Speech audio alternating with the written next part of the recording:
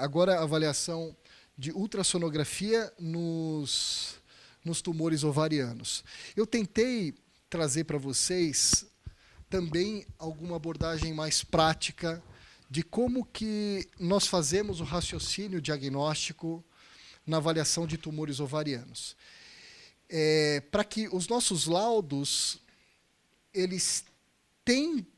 a gente possa, nos nossos laudos, tentar ajudar o ginecologista, em algumas vezes, tentando acertar o diagnóstico histológico, pelo menos para dar uma direcionada na conduta. É lógico que, no final eu vou falar, tem os jihadis, tem a IOTA, em que a gente pode fazer laudos mais padrões, mais estruturados, tentando predizer se aquilo é mais para benigno ou mais para maligno.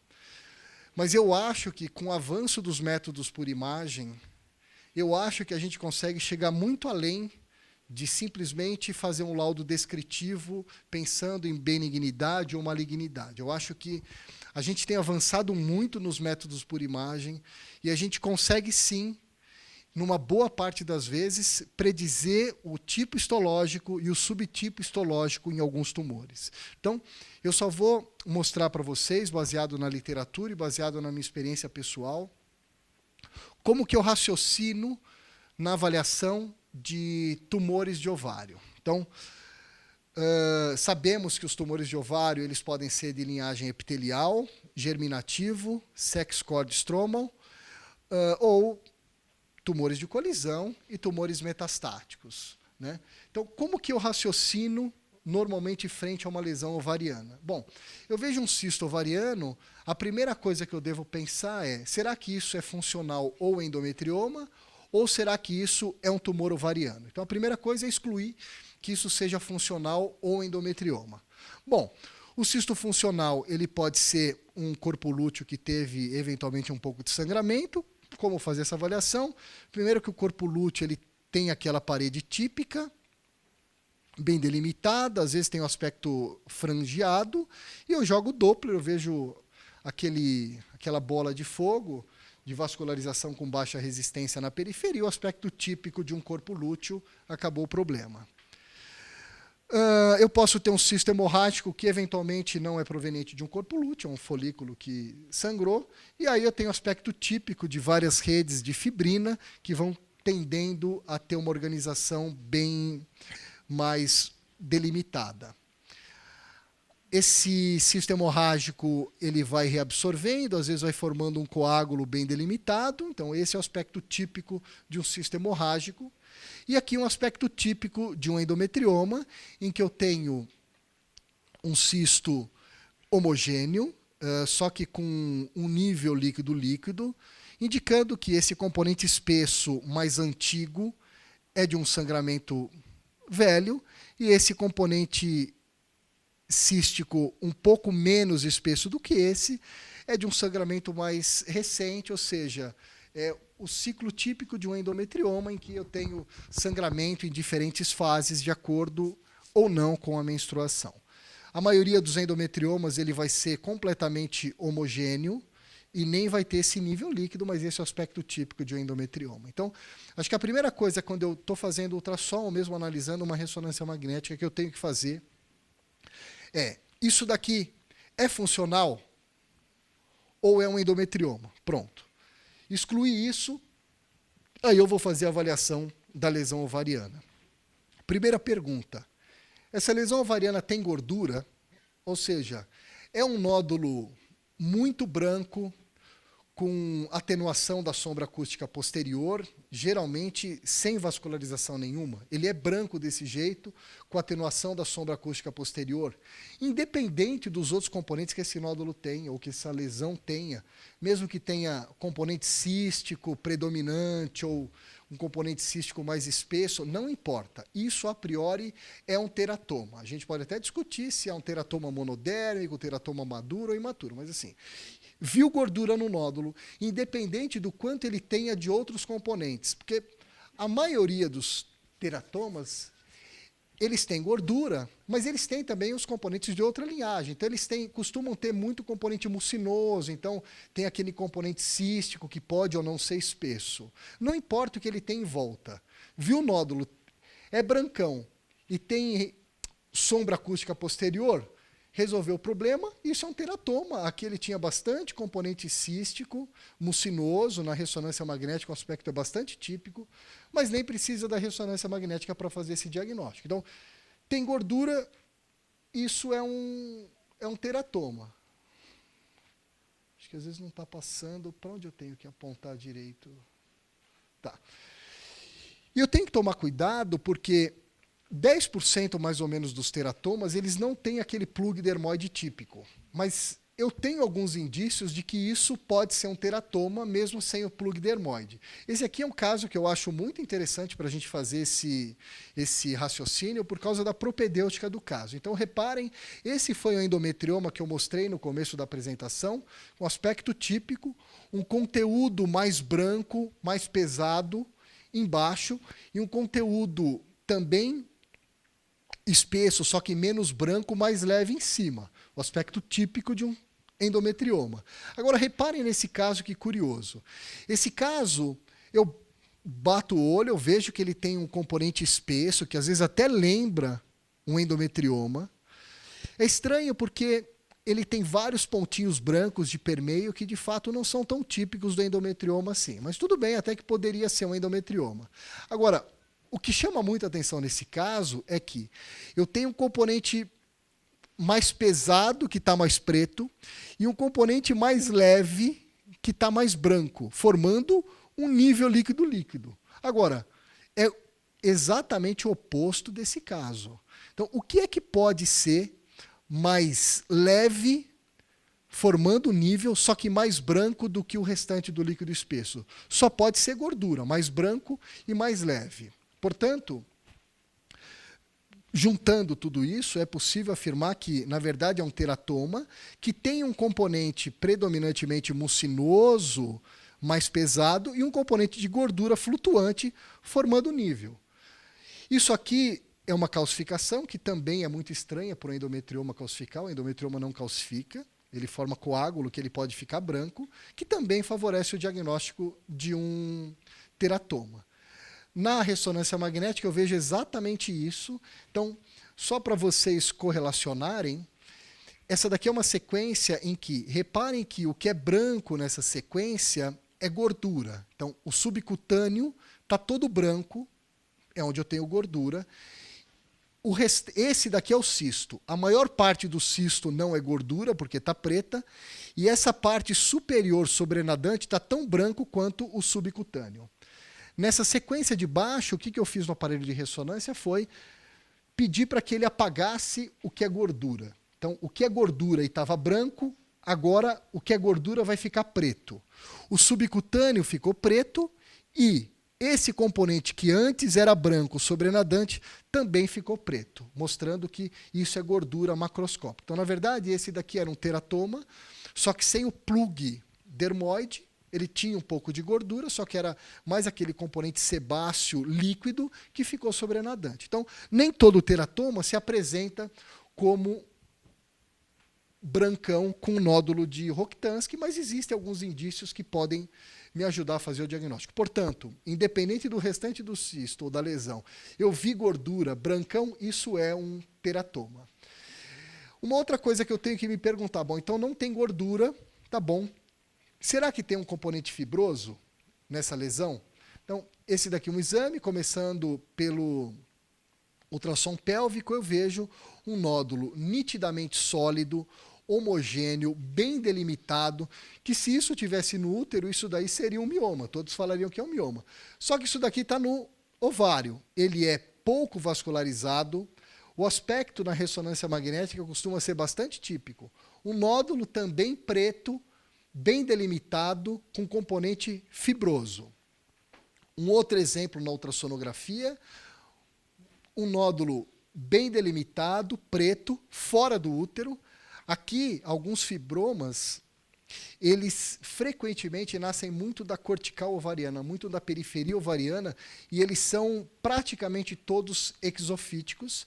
Então, eu tenho um ováriozinho aqui, parte do ovário normal, e eu vejo esse tumor crescendo da cortical, da periferia ovariana, pouco vascularizado, mas indicando que é um componente sólido. Então, dá para eu afirmar, é um nódulo preto, no ultrassom bem delimitado, pode ou não ter sombra acústica posterior, hipovascularizado. Isso é um componente fibroso no ovário. Se fosse no útero, falaríamos que é um mioma.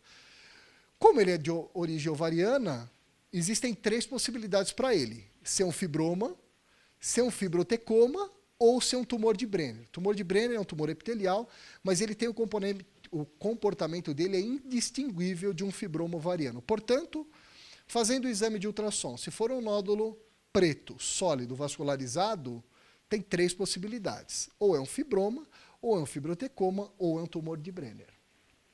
Bom, não é nenhum desses.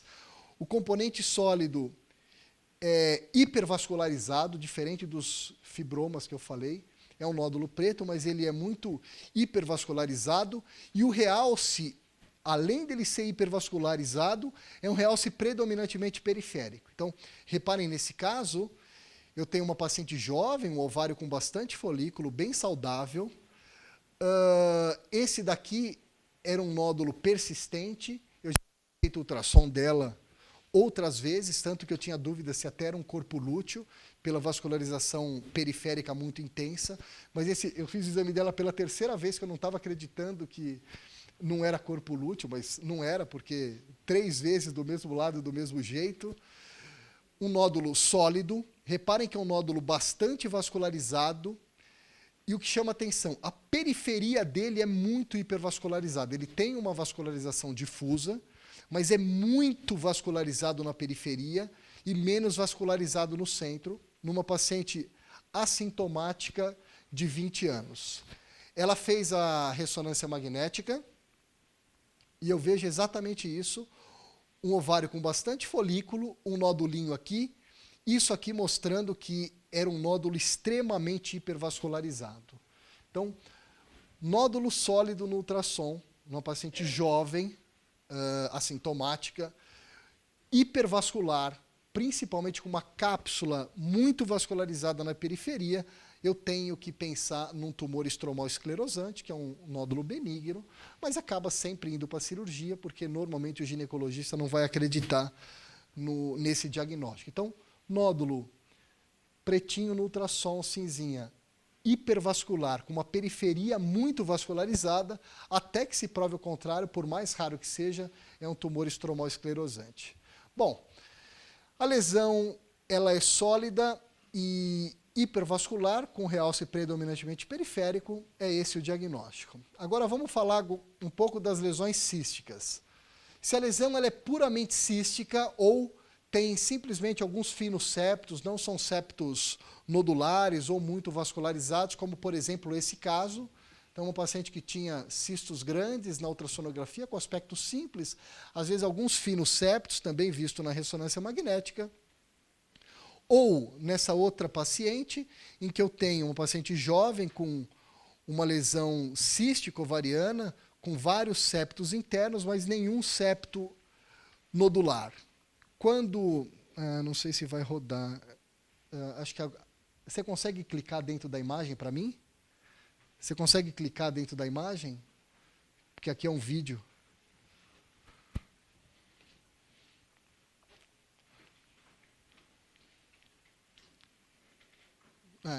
Esse caso é muito interessante. Esse daqui é um outro caso em que eu tinha uma lesão cística ovariana com conteúdo espesso, e aí eu vejo que os cistos, os debris se movimentam muito. Eu jogo o Doppler, clica de novo, por favor. Então, repare que é um debris muito mole, né? Ele se movimenta bastante, muito diferente de um endometrioma, que o endometrioma é aquele cisto achocolatado duro, que praticamente não se movimenta. E eu jogo o Doppler, eu vejo esse chuvisco, indicando, na verdade, que esse fluido ele é muito móvel dentro desse cisto. E pode parar? para eu passar o próximo. E isso daí foi demonstrado num trabalho já antigo, em que ele tinha um número relativamente pequeno de cistos, mas ele viu que nenhum endometrioma, porque o diferencial para esse caso seria de um endometrioma, né, um cisto homogêneo. Ele viu que nenhum dos endometriomas fazia esse movimento, e quando você jogava o Doppler, na verdade você ativava um pouquinho para você ver a movimentação no modo com Doppler. Nenhum endometrioma tinha esse tipo de movimentação, e todos eram cistoadenomas, a maioria mucinoso, mas alguns cistoadenomas serosos. Então, viu um cisto, jogou o Doppler, ele se movimenta muito com um cisto persistente, porque senão pode ser um cisto hemorrágico agudo, né? Mas se for um cisto persistente, jogou o Doppler, se movimenta muito, isso é um cistoadenoma, provavelmente mucinoso. Portanto, se eu identificar uma lesão cística com ou sem septos, desde que esses septos não sejam nodulares, não tenham vegetações, eu posso falar que isso é um cistoadenoma, pode ser mucinoso ou seroso, e lembrar daquele artigo que fala que a movimentação desses debris me ajuda a reforçar esse diagnóstico. Agora, se o cisto ele tem uma projeção papilar, será que isso já indica malignidade? Não. Na verdade, o fato do cisto ter uma projeção papilar só o classifica como sendo uma neoplasia epitelial. E aí eu posso ter desde um cistoadenoma com projeção até um carcinoma de alto grau, lembrando que no limbo dessa região eu tenho os tumores borderlines ou carcinomas de baixo grau. Uma pergunta, o componente parietal desse cisto é pequeno e é regular, como se fosse uma bolinha? Então, eu tenho um cisto grande, um componente sólido pequeno, avascularizado, porque é muito pequeno para identificar a vascularização. Bom, isso é um cistoadenoma. Não tem como um carcinoma ovariano ter esse tipo de projeção única, regular, extremamente bem delimitada e sem vascularização. Então, nem todo cisto com projeção sólida, ele é um carcinoma. Se a projeção for muito pequena e irregular, isso é um cistoadenoma. 5 minutos? Tá. O componente do cisto, ele é múltiplo, então eu tenho uma lesão cística com múltiplas projeções papilíferas, e essas projeções papilíferas, será que elas têm um aspecto arboriforme, bem delimitado, como se fossem alguns raminhos de árvore? Como, por exemplo, nesse caso, eu tenho um cisto com várias projeções sólidas, pequenas, com um Doppler central e ramificado, ou esse outro tumor em que eu vi o ovário normal e na superfície do ovário eu via um tecido sólido, vascularizado, de preferência essa vascularização, ela tem um nicho central, uma artéria e uma veia centrais, e a vascularização periférica mais pobre. Na ressonância magnética é exatamente isso, eu tenho um ovário completamente normal com os folículos e um tecido sólido vegetante na periferia do ovário. Esse passador aqui não está funcionando muito bem.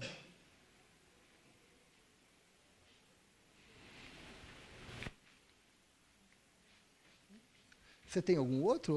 Eu vou tocar aqui. Não, eu vou passando aqui, Mauro. Aqui, ó. Aí. Então, se eu identificar um... Pode deixar, Mauro, eu passo aqui. Vai lá chegar. Pode deixar, hoje. Não ia cobrar nada. Então, se eu encontrar um cisto e ele tiver várias projeções pequenas, de preferência tendendo a arboriformes, com uma vascularização com pedículo central, lógico, de preferência numa paciente jovem, eu posso afirmar que muito provavelmente é um tumor borderline de ovário. Essa daqui foi uma publicação que nós fizemos, uma meta-análise, mostrando que é sim possível fazer o diagnóstico de borderline de ovário pela ultrassonografia. Muito diferente de uma lesão ovariana, em que eu tenho um componente sólido, amorfo, e com uma vascularização bastante exuberante, como, por exemplo, nesse caso, em que eu tenho uma lesão mista, existe um componente cístico, mas eu vejo nitidamente um componente sólido, bastante vascularizado, com alguns vasos tortuosos e irregulares. Numa paciente menopausada, como era o caso. Repare que eu não tenho aquelas projeções bem delimitadas ou arboriformes. Eu até posso ter associado, mas o que predomina nesse caso é uma massa sólida, amorfa, muito vascularizada. A priori, isso é um carcinoma ovariano, muito provavelmente um carcinoma seroso de ovário. O Doppler com baixo índice de resistência pode ajudar, mas sabemos que, na verdade, o índice de resistência não serve para nada. Quando ele é baixo, ele ajuda para afirmar que é um câncer. Quando ele é alto, ele não ajuda a afastar que é um câncer. No ultrassom, eu também posso, em alguns casos, identificar, por exemplo, se existe uma infiltração do fundo de saco de Douglas, aqui a lesão ovariana infiltrando além da cápsula ovárica e já formando uma carcinomatose peritoneal. Portanto, o componente é sólido e amorfo e tem uma vascularização bastante exuberante, eu posso sim falar que isso é um carcinoma. Agora, o mais importante de tudo é saber que tudo isso vale se eu conseguir fazer a diferenciação, é que se eu conseguir afastar que essa paciente não tem um tumor primário conhecido. Por quê? Se a paciente tiver um tumor primário conhecido, independente do sítio, é lógico que existem alguns sítios extremamente raros, mas a metástase ela pode se apresentar de qualquer jeito. A metástase pode ser tipicamente sólida, puramente sólida. Na grande maioria das vezes a metástase ela é mista, né? Mista, bilateral, isso ajuda. Mas, de uma forma geral, se a paciente que eu estou analisando, independente das características da lesão, se essa paciente tiver um tumor primário conhecido, cuidado, porque a principal possibilidade é que seja uma metástase ovariana, mesmo quando unilateral. Esse daqui é um caso de uma paciente que tinha uma neoplasia de pulmão, apareceu como um tumor ovariano, até me parecia um fibroma, mas me chamou a atenção que ele era muito vascularizado para um fibroma. Ela foi operada e esse era uma meta única de pulmão no ovário. Aí eu fui fazer o levantamento e vi que tinham poucos casos de meta de pulmão para ovário, mas que as metas de pulmão elas podem sim ser puramente sólidas, lembrando como se fossem tumores fibrosos.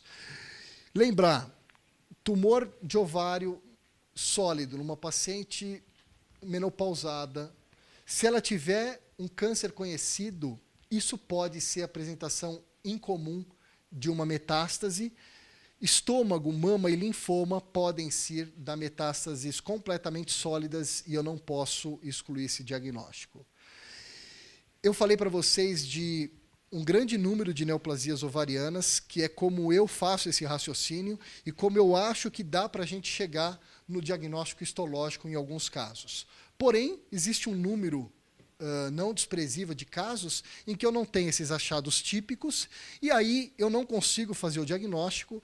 Eu posso utilizar outras ferramentas, então eu posso utilizar marcadores tumorais, posso utilizar dosagem, então pacientes com carcinoma de células da granulosa ou tecomas ovarianos, essas pacientes podem ter um aumento de estrógeno, pensar em tumores virilizantes, tumores de Sertoli-Leydig nas pacientes que têm Cushing, por exemplo. Então, nos casos que não são típicos, como eu mostrei para vocês, eu posso usar outros marcadores laboratoriais que me ajudam a fazer esse diagnóstico e tentar, mesmo sem uma característica típica, morfológica, me aproximar do diagnóstico e ajudar o ginecologista.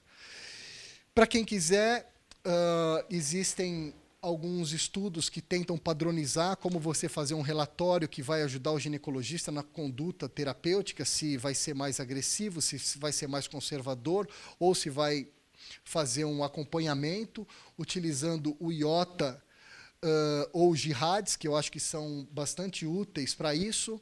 Uma coisa que também é possível é utilizar o índice de risco de malignidade. Então, na verdade, o índice de risco é o que nós fazemos intuitivamente na prática diária, ou seja, eu vou juntar as características de imagem, seja de ultrassom ou de ressonância de uma lesão, com a idade da paciente, considerando que os carcinomas são muito mais frequentes em pacientes mais velhas. Por outro lado, alguns tumores de ovário são muito mais frequentes em pacientes jovens, como, por exemplo, o tumor estromal esclerosante que nós falamos, e também o valor de CA125. Então, uma paciente, por exemplo, que tem um tumor borderline, o CA125 dela costuma estar normal ou muito baixo, diferente de uma paciente que tem um seroso de alto grau, do tipo estadio 2 ou 3, normalmente CA125 acima de 200 ou de 300. Então, é lógico que, quando eu estou analisando o exame, eu não fico baseado exclusivamente na imagem, eu lanço mão de história clínica, de marcadores tumorais, idade da paciente,